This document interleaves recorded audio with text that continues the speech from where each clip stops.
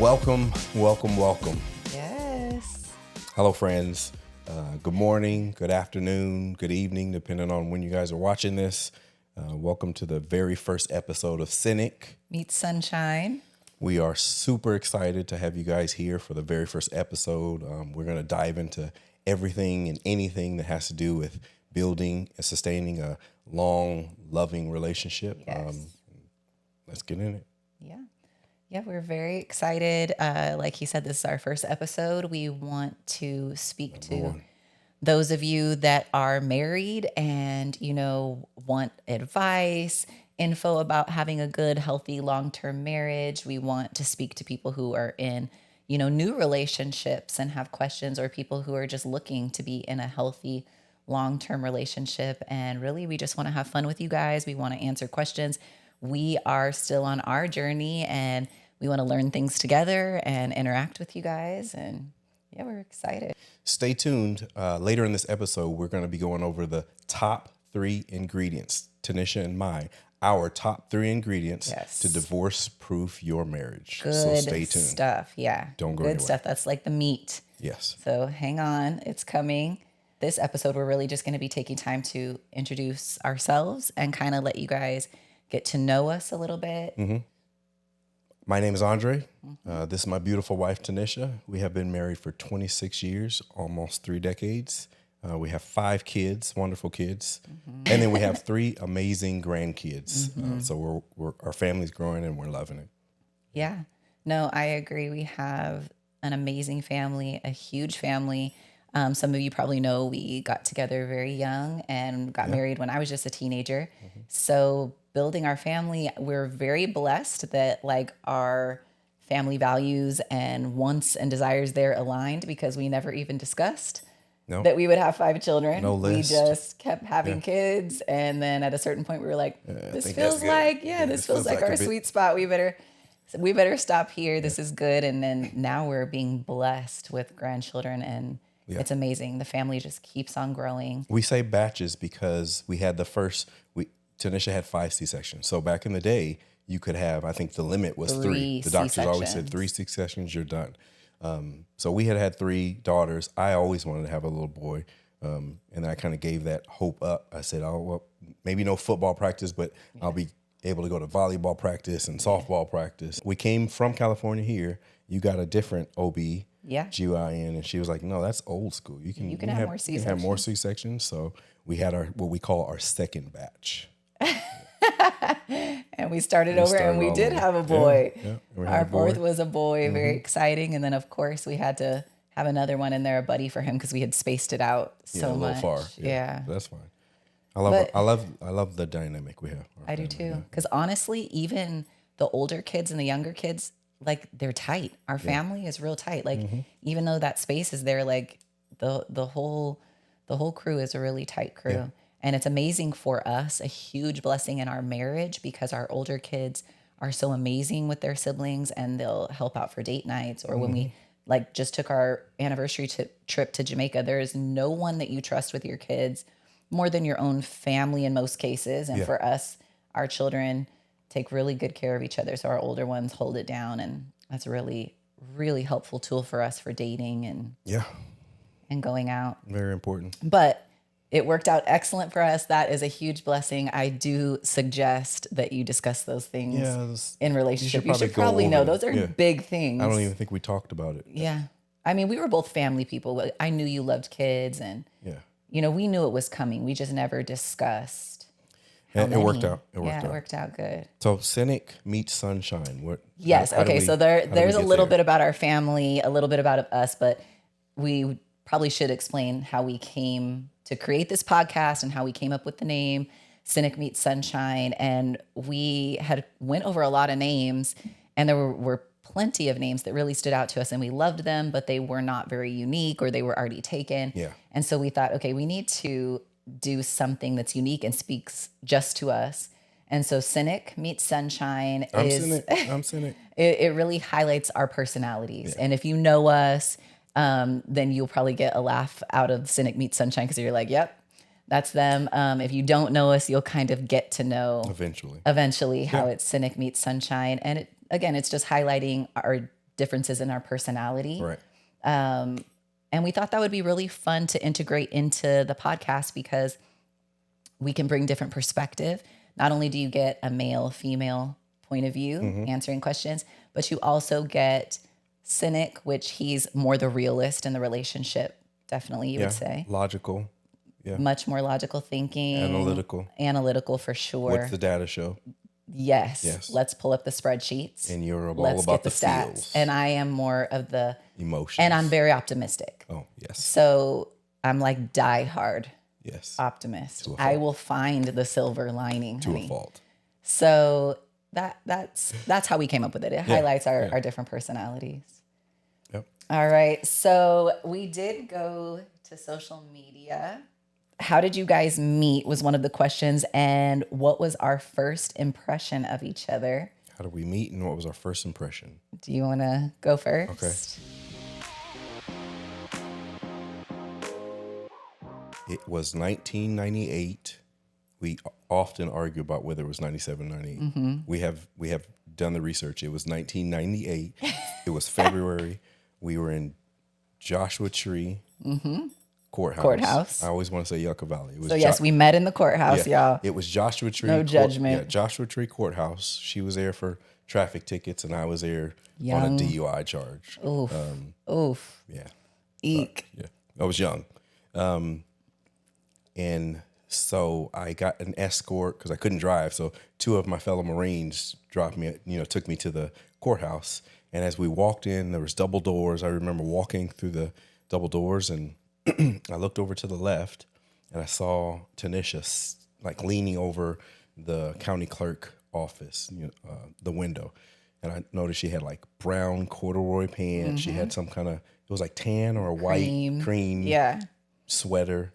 And I thought, oh, she's cute. Okay. And then she turned around and she looked at me. And so we caught eyes for a few seconds. And then I just kept going. I waited till I got maybe 10, 15 feet away from her. And I decided to act like I was talking to the Marine behind me. And I really just wanted to see if she was still looking, if she was still looking. But she wasn't looking. So I thought, okay, she's nice. But she was very pretty. But I just, for some reason, I thought in my mind, she knows she's pretty. So you weren't trying to play. I wasn't. Yeah, I wasn't. You weren't giving me any play. I was playing games. A lot of young kids play games, and that's what I was doing. Like I can't let her know that I was looking or I was attracted, interested at all. So we sat down in the chairs outside of the courthouse. We sat there for a minute, and I remember the Marine Everett. We still talk to him to this day. Friend to this day. Good friend. So Everett and Sergeant Smith was the other guy. They were just chopping it up with Tanisha. And they were just going back and forth. And I was just sitting there. I don't know if I was quiet because I was about to go in court in front of the judge or I just, but I had no words for her. She was pretty to look at. I just didn't want, for whatever reason, I cannot recall why. Interact. I didn't want to interact. So they were talking with you. The bailiff opened up the courthouse and we went. Go in. Yeah, we went in. And then she sat in the row right in front of us, very first row. We sat in the second row.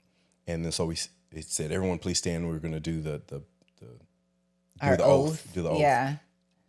And I saw her backside. And I said, okay, maybe I might have to go talk to her. I might have to say something to her. You and your friends. Lord. But unfortunately, I was the very first person called to the court. So I went up first. Yeah, went up in front of the judge, got my stuff, and then we left. And as I left, I thought, man, I should have talked to her. I was like, oh, he was first. He was cute. That's I should have talked to her. So I ran to the front desk and asked the lady, can I steal a pen and a pad? And she said, you probably shouldn't use that terminology in here, but here. So I wrote my number on it, went back to the courthouse outside where you can't open the door, but I pounded on the door. And the bailiff looked and he opened up the door, and as he just opened it a little bit, and I just shimmied past him and went to over to the row and then handed you the sticky. At this point, there's like I'm two. Confused. Yeah, I'm like, two other bailiffs. What is happening? There's two other bailiffs in the room that are coming to the door like, he can't be in here. Get him out of here. Get him out of here. Everybody was confused. What is happening right now? Come back Court is in session, sir. So they're telling me I got to go, and she's like, "Is this you? Because you didn't even talk to me." Yeah, Like, is this? I'm like, yeah. "Yeah, What are just you call giving me." me? So I left, and the rest is history. And here we are, Yeah, 27 years later. Very similar for me, but from my perspective, same thing. I remember seeing you walk in, and I was leaning over, like he said, and I was talking, and I heard the door open. So I looked over, and I was like, "Oh, wow, he's really handsome." But then I just kept it my business because I wasn't going to be like gawking and drooling on you or anything. So I just thought, oh, he's very handsome. And, like you said, him and his friends were sitting over there. We're all waiting to go into the same courtroom, and they're chopping it up with me. Super nice. He's very quiet. So I'm like, oh, okay. But we went in, and I do remember you got called first. I didn't know you guys were checking me out from the other row. We were. But I remember when you left, I was like, oh. But when you came back in, I was so shook. Like, court is going on. I'm nervous. I'm waiting for my turn, and then you're like in the aisle, and I'm like, what? I have to get up in the court and like shimmy down the aisle. And I'm talking to you. The bailiff is like, what's even happening? I remember people were at my elbow. People were like, move. You gotta go. I think everyone was like mind blown. Like they're watching all this happen, and they know they should probably stop it, but he has no clue what's going on in the middle of the court. But anyway, he gave me this sticky note with his name and number on it. And to this day, I have this sticky note, which we were actually looking for this morning. And we're going to laminate it. Yeah, we're going to laminate it. We need to find it because I literally kept that in a little memory box with like cards and letters for all these years. But I remember most of the stuff in that box has to burn if the children ever find these letters that we've written to each other. Yes, it is like just if the kids know, if me and dad die, burn this box. Yeah. But I remember thinking to myself, like, I was so annoyed that he gave me his phone number on this sticky note because, I was young and old school. This was like the 90s. And I was thinking to myself, like, I don't want to call this guy. Like, how weird. Like, I'm not going to go after him. Like, I should have gave him my number so he could give me a call. I'm not going to be calling this guy. Yeah. But sure enough, that weekend came and I was like, me and my friends are doing stuff and he was super cute. I'm going to give him a call. And I did. I called you and me and you and your friends and my friends, we all went out that weekend to a club, which, mind you, I was not old enough to go to a club, but I babysat for the club owners. I would watch their children. So they made me pinky promise. You made an exception? That I would not drink and that I could go out dancing with you. And sure enough, we did. And we had so much fun. And we literally were inseparable. Yeah. Since then. And what would you say are the most defining moments in our relationship? So we've been together a really long time and we've had some really major life experiences together. So there are several defining moments. But if I have to, since we're kind of talking about like where we started and our beginnings and like those formative years, like we were talking about, I would say for me, it would be when we were dating and we had decided like, okay, this is serious. Like, I really enjoy being with this person. You were getting out of the military. You were thinking about going back home. And I was like, why don't you stay? You go to school. We'll move in together. So we got an apartment together and we were trying to navigate life together as a couple living together. Right. And it was kind of rough. It was a little bit rocky because I was not used to someone like you who was brutally honest, extremely just like forward and like say what's on your mind. This is what it is. There's no sugarcoating. Like, you've always just been very blunt. And I didn't really know how to take that. I think I was used to dealing with people who sugarcoat, used to people who aren't really honest with you. They're more of like tell you what you want to hear kind of people. Yeah. So I didn't really know how to deal with it. And it was difficult, especially in arguments with you and stuff, because you were a little rough around those edges. I had a sharp tongue at that age, especially. So we broke up. I remember we broke up for like a hot minute. She kicked me out, y'all. She sent me back to Texas. I did. I sent him to Texas, and I was like, "No, this is not gonna work. Like, I can't do this. Like, he's too much." It was a 21-hour drive. I think before I got home, we were already calling each other. Yeah. immediately. And that's why that sticks out for me, because like literally we broke up and almost immediately before he could even make it back to Texas, we're like on the phone, like hurting, like physically hurting because we're already missing each other. And that for me, he went home, he visited his family, and he turned right back around and came home. And we got back together and we realized like, this is my person. I don't want to be apart from you. Like I want to work through our problems, whatever our issues are, like we can really work through it because it's better together. Like I am happier with you. I love you. And that was it. We got married shortly after that. Like that, I think really showed us both like, I don't want to be away from you. Yeah. We met in February. We got married the next January. The next January. Yeah. Not long, months. Less than a year. I thought it was shorter than that, but 11 months. Yeah. So that was a big one for me. That let me know, like, you know, I much rather be with you than without you, and we could work through our problems. For me, also would be those early years. Our first 4 years of marriage, I was in the Marine Corps. My last the last 4 of my 8 years that I did in the Marine Corps. Yeah. And we were always deployed. So first 4 years I was in infantry. We were in the field, you know, often. But I thought I was doing myself a favor by doing a lat move or a job change to artillery, not realizing artillery can't just go and shoot at the range up the road. They in order to practice, we have to go to the field. So we were in the field twice, 3 times as much. Yeah. Always in the field. Every 18 months we were doing a 6-month deployment. Every month we were doing a week away at least. But that kept us in the newlywed stage for a long time. Yeah. And I think we were inseparable. We didn't want to be away from each other, and everything was just so new and fresh for a prolonged period of time because I was always gone. We were always deployed.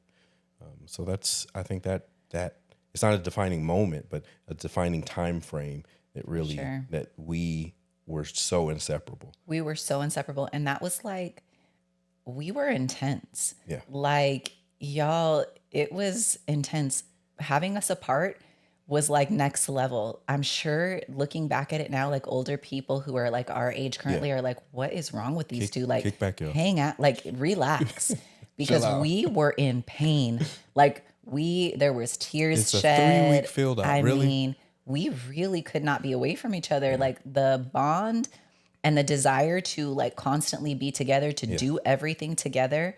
And it's so funny how that hasn't changed. Like we literally do everything together. Yeah. But it was like, it was so intense and so magnified that we just could not be apart. The lengths we would go to, like Andre could have gotten trouble. He's out of the military now, but he could have gotten trouble. Like the things we would do, I have driven out to a field exercise and he's giving me like, turn off the lights. Okay. I need you to roll in, turn left at the fork. Once you hit the dirt road, turn off the lights. I need you're driving 3 clicks. I don't know what a click is. I'm like, okay, there was no cell phones, mind no you. GPS, okay, there was no iPhones, none of that. Like I'm working off maps here. I'm working off of Andre giving me directions. Okay, and I'm young. I'm trying to figure this out in the dark. But we went to some great lengths. I think he talked to superiors. Like, can I slip out just for like? I'm leaving tonight. We're not doing anything. I'll be back tomorrow. 0600 for sure. We stayed one night. We did that. There was like a convention in town, and we couldn't get a find hotel. Anywhere to stay. Yeah.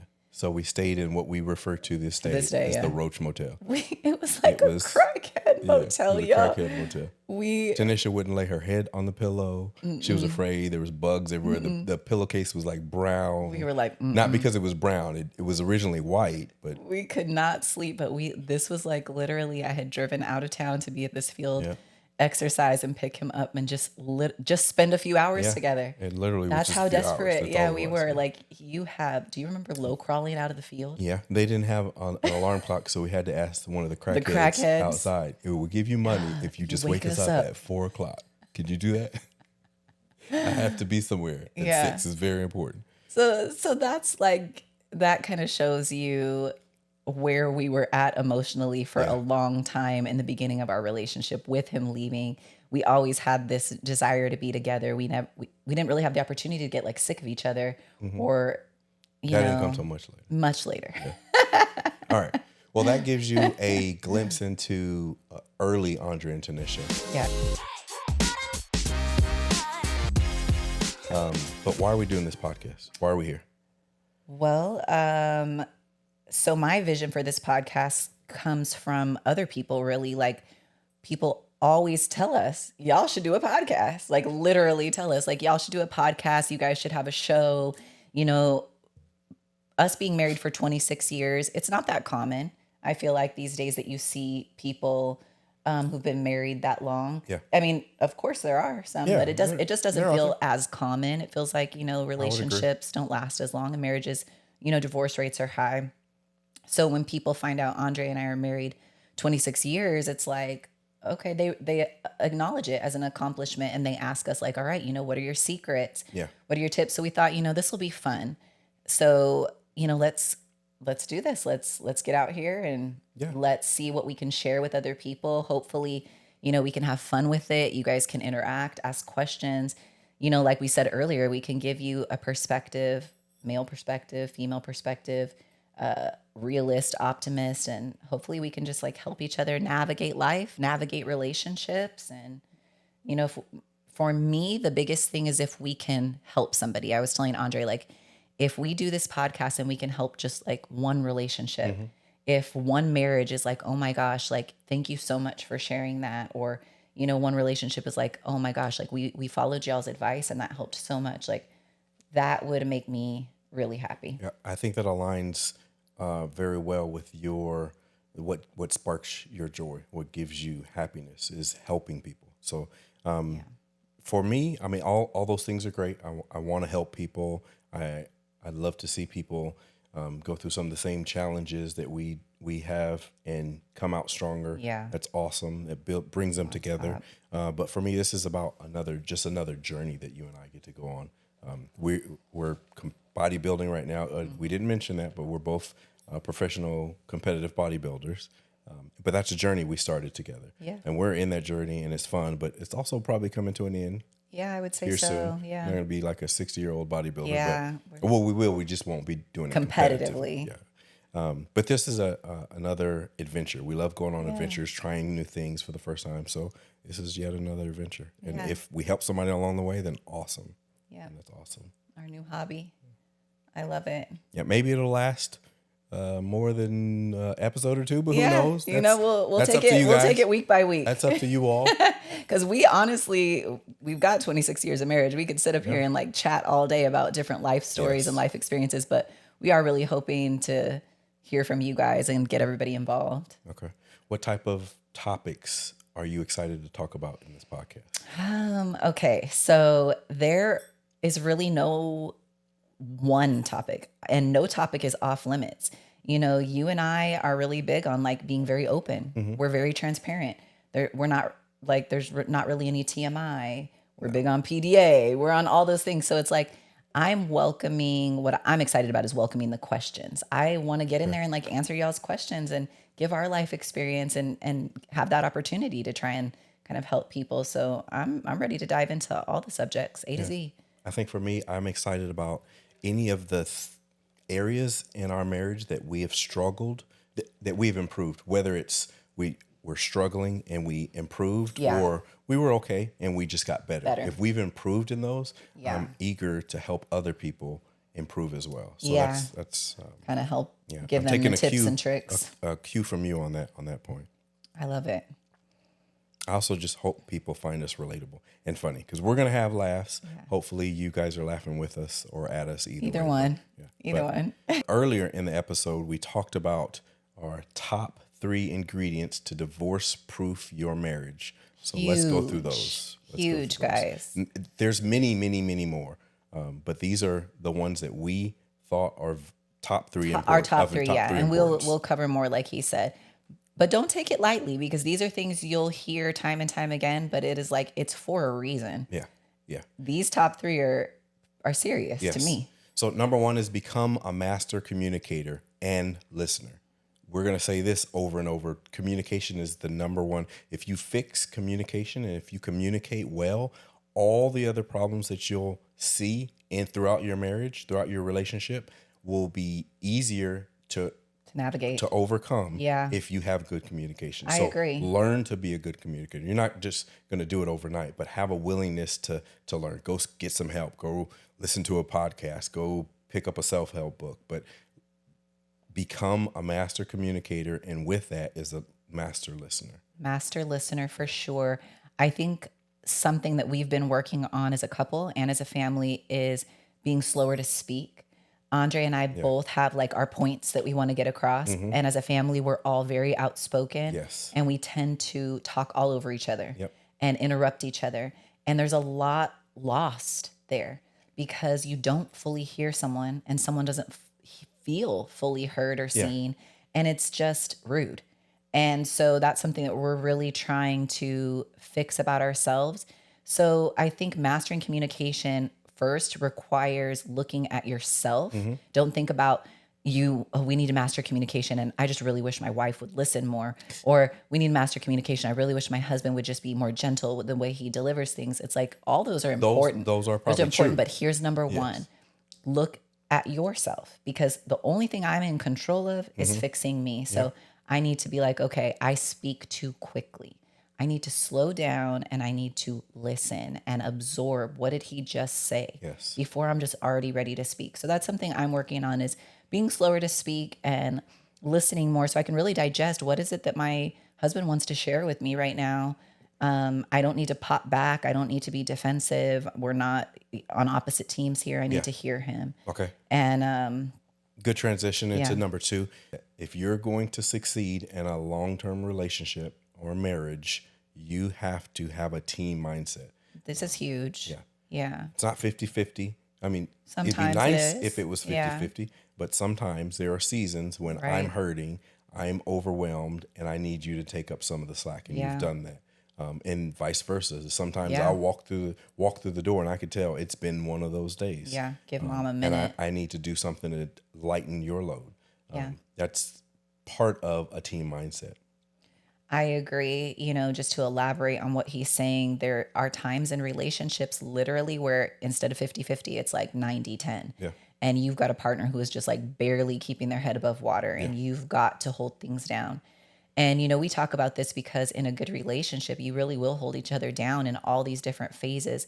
Now, it is not healthy if your relationship stays like that. If you're in a long-term relationship that's always 90-10, that's other issues. There's a problem. Yeah, but there are times where you will have to pull more weight than your partner and vice versa. And you need to really do that with a loving heart. And because you care about the person's well-being and you care about your well-being as a couple, and not harbor resentments and not keep account of what you're doing. You just need to do it because, hey, we're a team here, and teamwork, because that is number two, is huge. And another reminder there too kind of leads back to communication. When you're arguing, fighting with your spouse, keep that in mind too, that it's a team. You guys are not opposing each other. You don't Same have jersey. to. Yeah, same jersey. Your end goal should be resolution, and your end goal should be clarity and end goal connection coming together. Okay. Speaking of coming together, number three is emotional and physical intimacy. It's a really good one, right? Because how many couples have we talked to and our minds are blown? Yes. Because they are literally lacking so much. Like They're just disconnected. We've spoke to married people who have not been physically intimate with each other for months. Mind blowing to me. I mean, for months. And so clearly you're lacking physical intimacy. Yes. But also that tells me emotional intimacy. They're not connected. There's no way you And connected. and that is a very dangerous place to get in your relationship. Of course, there's so much more to a relationship than sex and all of those things, but emotional intimacy, physical intimacy is huge in a healthy relationship because, for one, physical touch literally releases a hormone, oxytocin. This hormone is associated with bonding. Yeah. Okay. So if you are not receiving that from your person, you're lacking a part of that bond and that closeness that you can have. And emotional intimacy is tied hand in hand with physical intimacy. If you are not emotionally connected to that person and taking time to make them feel seen, appreciated, Loved, cared for. cared for. Like, how I'll be walking around the house and I'm being kind of off and I think I'm playing it off, right? I'm normal, but I'm really not okay. You pick up on that immediately. Like you know immediately if I'm not okay, and you right away you will address that. What's going on right now? That's because Are you we're okay? emotionally connected. We're emotionally connected. Yeah. And like I said, that emotional connection will strengthen your sexual relationship and your physical intimacy, and physical intimacy will also strengthen emotional bonds. So that's something we'll get more into in future episodes, but that makes our top 3 for sure. And having a relationship that stays connected, because, you know, being married 26 years, you need to be tight. Yeah. So let's go over those one more time. Number 1 was become a master communicator / listener. Number 2 was having a team mindset. And number 3 was emotional and physical intimacy. Huge for connection in a relationship and longevity. We want to hear from you. What did we leave out? Is there anything that you guys think should have been on that top 3 list? Do you have a comment? Drop us a message on the social media platforms. Or you can email Tanisha at cynicmeetssunshine.com. Not Andre, because I don't want to hear from you guys. But she loves to hear and interact I will with respond. you guys, and she'll respond. You can also hit us up on Instagram. Cynic Meets Sunshine. Yes. DM us there. Andre and I both answer messages on that page. Also comment, YouTube, drop comments. Welcome to our channel. Yes, welcome. Please like and subscribe. Tell a friend. Yes. Spread the word. But honestly, we want you to be involved. That's the fun of this to me, is I want to answer your questions.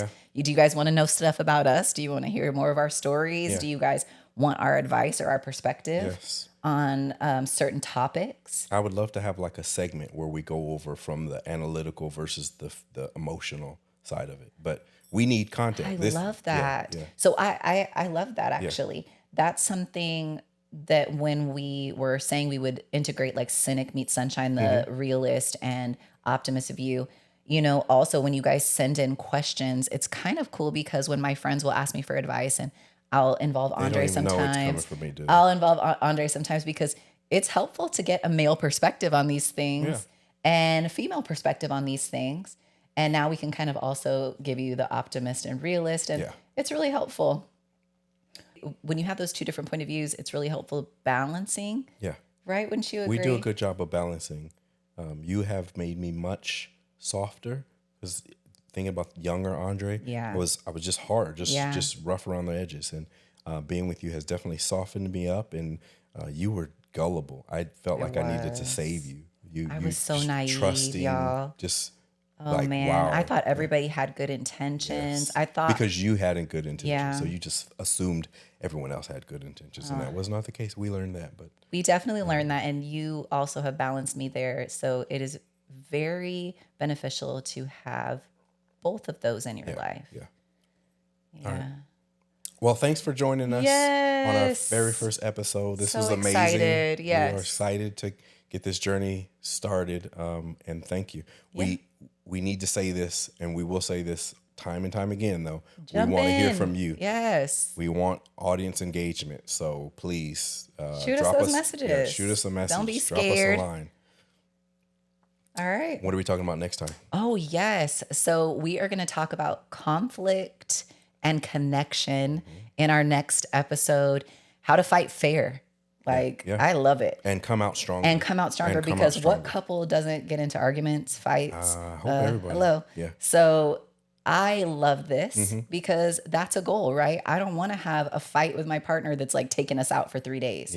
Let's learn how to fight fair. Let's learn how to stay connected and not tear the relationship apart in these conflicts. Okay. So stay tuned. Send us some messages. Thanks for joining. Yes. Talk to y'all later. Bye. Bye. Bye.